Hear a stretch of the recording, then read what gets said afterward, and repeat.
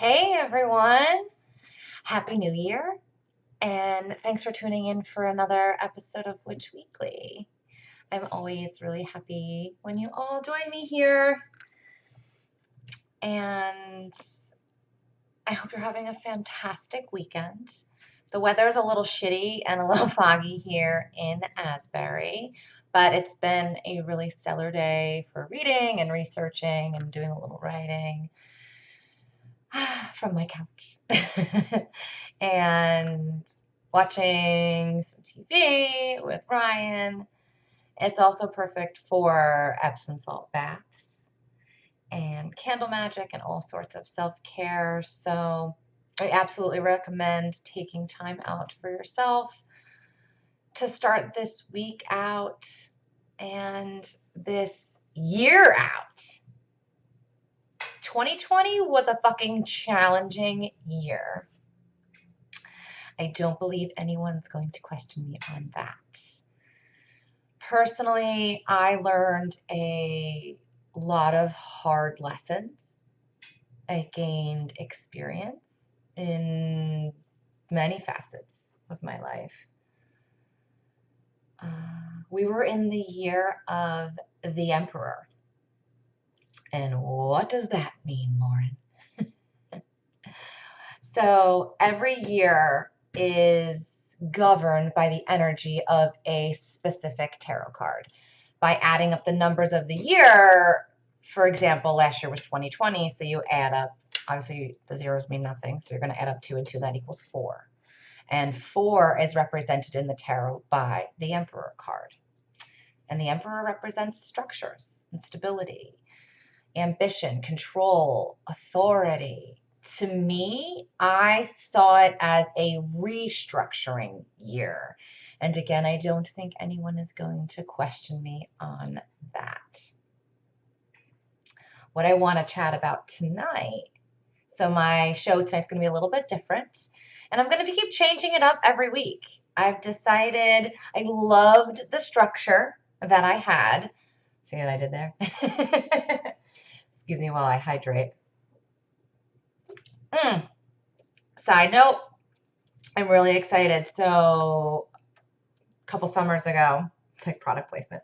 A couple summers ago, I had the Coney Island Mermaid Pilsner and I loved it. And I could not find it this summer anywhere. Every bar Ryan and I tried to go to or get takeout from or ask them about it or go to any liquor store or anything, could not find it. And we were in the store New Year's Eve and I found it. And you would have thought I found the golden ticket in the beer fridge. Ryan was a little startled. I found mermaids, so I'm very excited. So I'm having a mermaid tonight. Anyway, Coney Island beer. I love your mermaid pilsner. Back on topic. So we're talking about, so the structure of my show. I'm changing it up a little bit. It was good for what it was for 2020. It was good for what it was for our live streams during quarantine. And I'm going to keep a lot of the same elements. Of course, I'm always going to come to you with some astro alchemy, pieces from the crystal corner. We're going to get our tarot fix. I'm also going to incorporate some herbal healing and herbal education this year. So you'll get to learn about all of the fantastic plants that I use in my spell bags and in my rituals. And so tonight, I want to talk about 2021's card of the year, which is the Hierophant. And I also want to show you how you can calculate your own personal card of the year. So 2020's card of the year, 2021's card of the year, 2020 was the Emperor, 2021's, you would add 2, 2, and 1, obviously you get 5, which is the Hierophant.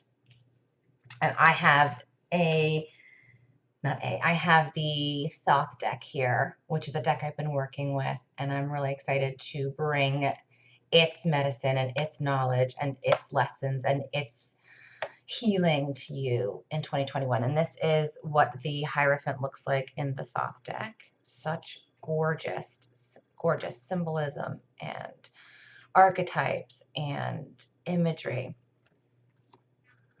The Hierophant is actually my own personal birth card, which is it's a really cool card. And I was working with that energy last year, so I have a lot of experience with it, which is very cool to bring it into the card of the year. And then I will show you at the end of the episode how to calculate your own. But let's stay on topic right now with 2021's card, the Hierophant. And the Hierophant is really interesting and complex, in my opinion. To me, it speaks of traditions, divine wisdom, spirituality and spiritual leaders and healers, mentors, but it also represents mentors and teachers of all varieties and our own higher selves, our inner knowing, and our inner wisdom, you know, that feeling in your gut. It's a different sort of guidance than the Hermit or the High Priestess. I talk a lot about gut intuition with the High Priestess as well. Excuse me. This card just oozes a sense of inner enlightenment and inspiration. I believe with the Hierophant as our guide this year, we'll take the restructuring that we acquired in 2020 and use the knowledge and use the experience and the lessons that we gained to deepen our own spiritual connections, to listen to our inner guidance, or to seek out spiritual teachings or teachers or mentors or education. Or maybe for you, that just means building a meditation practice or recommitting to your craft or your crafts, whatever form that they take. They don't have to be spiritual. There is an air of spirituality about this card, but spirituality can mean so many things to so many different people. It is not a religious affiliation. I want to make that differentiation. But it's about connecting to our own spirit, your own guides, your own inner teachings, your authentic selves, what drives you, what inspires you, what lights your fire. That's what I want to see this year. That's what I want to feel. That's what I want to sense. That's what I want to do as I change the page of my notes. This is 2021's card. This is the energy that's enveloping us. And it's going to be so very awe-inspiring, I believe. And that's 2021's card, the Hierophant. But we all have our own personal cards of the year. If you watched me in the spring, and remember I did a video on tarot birth cards, and I'm going to be re-recording and revamping it a tad, and I'll be putting it up on my YouTube channel this week. Don't worry, I'll let you know all about when it's up. And in there, I will give a brief description about what your birth card represents and how you can incorporate it into your life and how, obviously, to calculate it. And you can follow the same guides for your personal year card. So the calculations that you'll do for your birth card, that's the card that is sort of following you throughout your life. And then, but the cards all have the same energetic representation. So you have your birth card and then you have your card of the year. So you can go to that video for both cards and get the description and the energy surrounding them. And the math is simple. And I'll use myself as an example. So you just add up your birthday plus 2021. So my birthday is January 19th. Yes, I know it's coming up. So I would add up 1 plus 1 plus 9 plus 2 plus 2 plus 1. Obviously, I'm omitting the zeros. So that equals 16. So just your birthday, your month, and your birthday plus 2021, not your birth year. That's for your birth card. For your personal card of the year, Zoe's in the frame. Hi, Zoe. Oh, she's over here. So 16 is for me this year. So I would go, obviously I know what card is number 16 in the major arcana in the tarot. It is the Tower card. And then you reduce down again. So 1 plus 6 is 7. And you get what I call a complementary or a partner card. And that's number 7. That's the Chariot. It's easy enough. The major arcana goes from 1 to 21. So if you get anything over 21, say you get 34, there's no card that's represented by 34 in the major arcana. So you would reduce that. 3 plus 4 equals 7, and you would get 7. You would get the Chariot. You still have the Tower card there. I call that your teacher card. I like to say that the initial card that you come up with when you do your mathematics, right? So when I come up with it, I get 16 right off the bat. So that's the Tower card. And then I get 1 plus 7, I get the Chariot. So that's my complementary card. But if you, the first card that you get, say is 7, is the Chariot, that is, I say it's a stronger energy, while the other is a more complementary energy. I hope I'm not confusing anyone. And if you have any questions, please put it in the comments or let me know so I can help bring some clarity around it. Or if you want to share your card or cards of the year, please do that as well so we can start a conversation.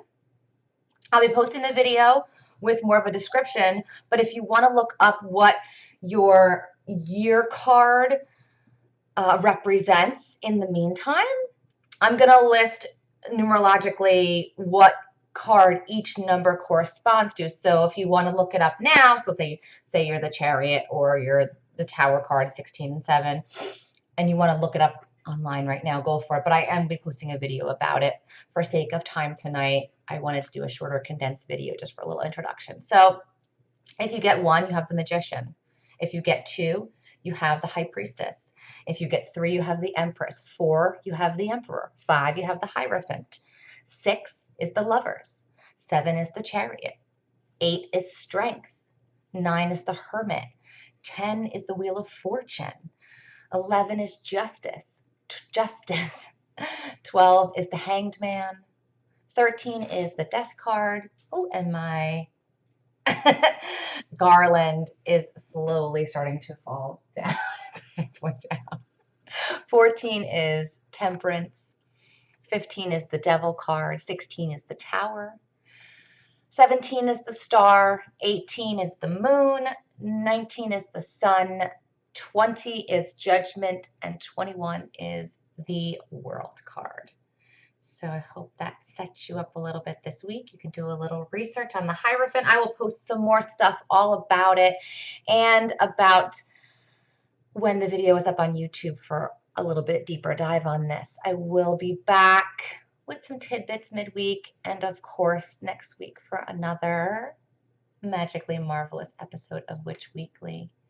Until then, you can pop over to my website, www.laurenannalchemy.com, and check out all of my new offerings for 2021 and all of my other gorgeous standards that I have.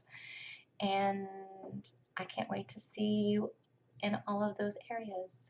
I hope you have a beautiful week. And until next time, stay wild and stay super weird. Mwah.